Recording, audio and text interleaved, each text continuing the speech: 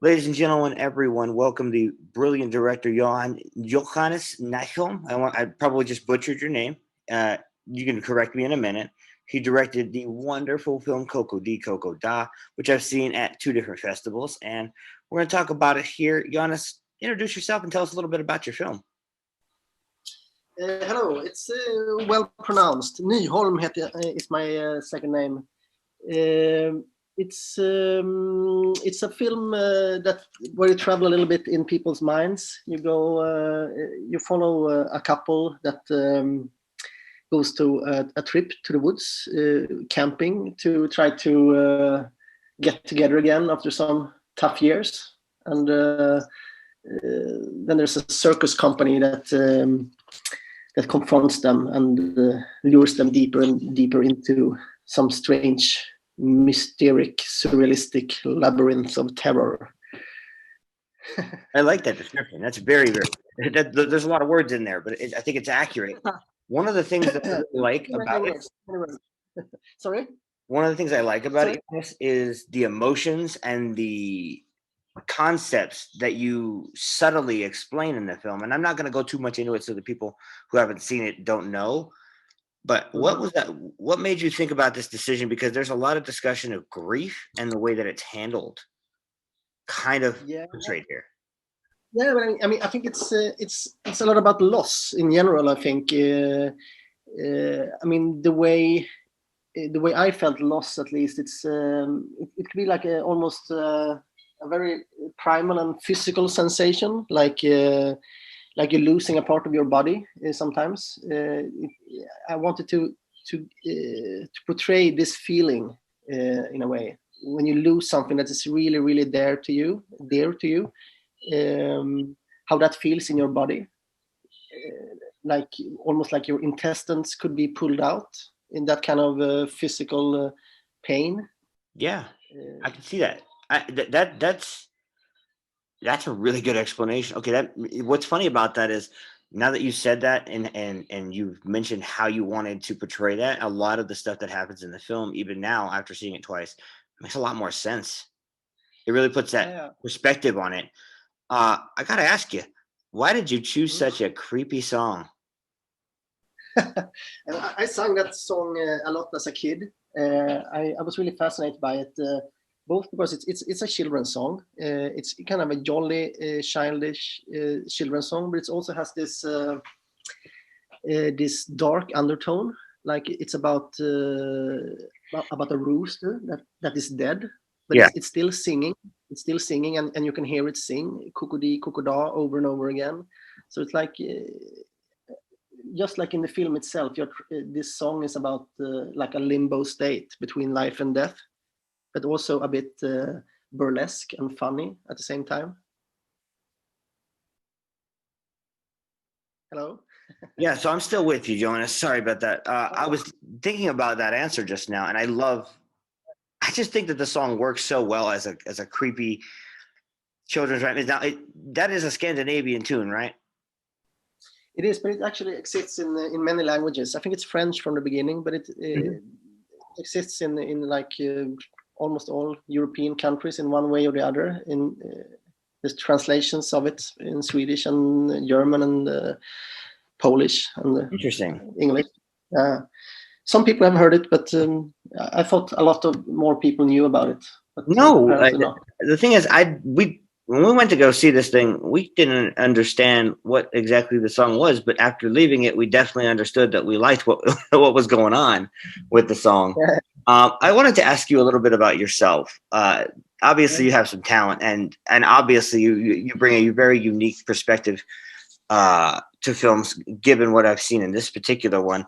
Can you talk about maybe some of your inspirations, people that inspire you to be a creator? I think that was really early. I was inspired by, children's stories when I was a kid. Do you know Astrid Lindgren? Pippi Longstockings. Yes. Wrote Pippi Longstocking. She's our most famous children books writer, and all Swedes knew her stories from really early on. When I was a kid, she was on television even reading her books to you as part of the going to bed story, so to speak. So she was like almost like a second mother or a second grandmother to you when I was a kid. And it was hugely inspiring. Her stories, like Brother Lionheart, and those. I mean, they're so iconic stories. That's still. What I think is interesting really, about that, Johannes, is how you explain that, because I have not read much of her work outside of Pippi Longstocking, but in your background, she's there constantly, like almost like a Dr. Seuss type character, type person to you. Is that accurate? Yeah, I think so. I mean, she was so huge and iconic, and more or less every other story that you heard, she had written. It's crazy, but she was so popular in Sweden and a lot of our neighbor countries. I think it affected me and a lot of other people a lot, and still does, I think. So I think this film it's not inspired by a particular old fairy tale or story, but I think still it's more inspired by that kind of storytelling. This stories from that I heard when I was a kid, more than films or books that I read as an adult, I think. That's okay. So furthering that history, when I look up and down the filmography, things that you've done, there are clearly filmmakers who have inspired you, clearly, but who are some? Of course. Yeah. Sorry, who are some? I mean, the first one is that I can come up with. I mean, I watched a lot of Charlie Chaplin when I was a kid. I was really inspired by him, and I stood in front of the mirror and tried to dance like he did in some films. I mean, Hitchcock was I was a huge fan of Hitchcock when I was a kid as well, and saw almost all his movies as a young boy. I mean. I have a lot of. I mean, Bergman, of course. I'm Swedish. I've seen all the Bergman movies, but also I think, as I said, things that I experienced when I was a kid usually affected me more than films I see today. Not because of the qualities of the films itself, of course. I was, I guess, more sensitive back then, so it made bigger impact. Okay, so that's interesting. You said Chaplin, and I love that answer because I'm a huge Charlie Chaplin fan, and so I love that. And what I think is interesting is there is a character that kind of does a sort of clownish action. He has some clownish actions. Your main antagonist, I guess. And I love that performance. And how did you get that performance out of him? Because it's such a creepy, just demented performance. Yeah, I mean, I was looking. First of all, I was looking for a Norwegian. I mean, I'm Swedish, and I wanted a person that come from Norway. I wanted a kind of a burlesque, happy, jolly character, like a classical entertainer. So I was looking for either a magician or a circus director, or someone that can actually kind of control the entire audience by his just his presence. So that kind of crude energy, that kind of strong energy and charisma. I didn't find any Norwegians. I was looking in Denmark instead, and then an image of Peter Belly just popped up when I was Googling for entertainers.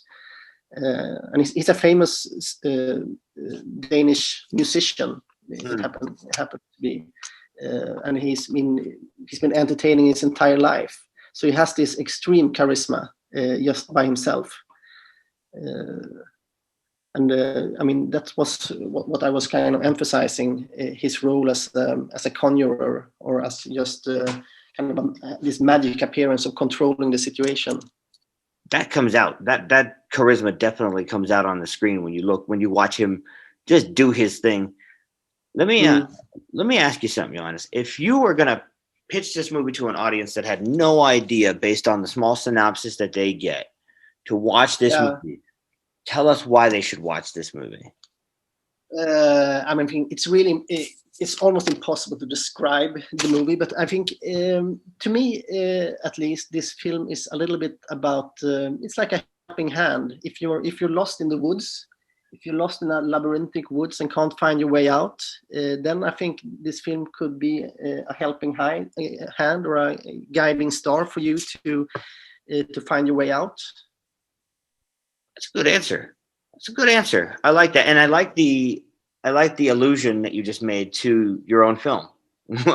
Last question before we go, and thank you so much for your time, Johannes. I really appreciate it. Yeah, thank you very much. Where can they find this film, and where can they follow you if they want to keep looking at your work and finding where your work is at? Oh my God, where can I find it? Please, Emma, tell me. Are you still here, Emma? Yes, the film will be released virtually on November 6th in the United States, and the film will also be released on VOD December 8th in the US and Canada. And Johannes, do you want to let people know your website if they want to see what's coming up next for you, or potentially your sales company Stray Dogs and what films they have coming up? The thing is, I mean, my webpage, I haven't updated it in 10 years. So this film is probably not in there. But I mean, I'm on Instagram. Okay. Maybe that's the best way, or Facebook. So then we can hit you up on the Instagram then. Okay. I think it's otherwise, I don't know. You just have to be lucky or unlucky.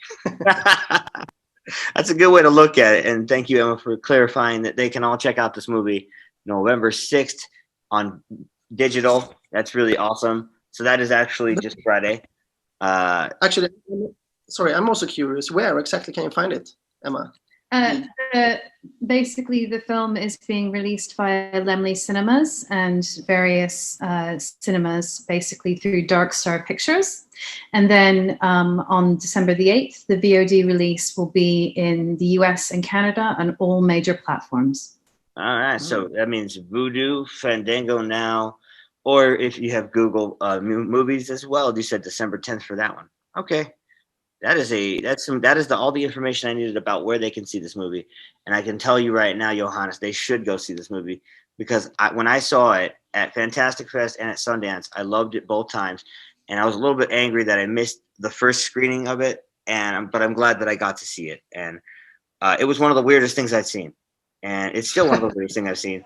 So great job on that. Okay, thanks a lot. Johannes, thanks for your time. We appreciate you, man.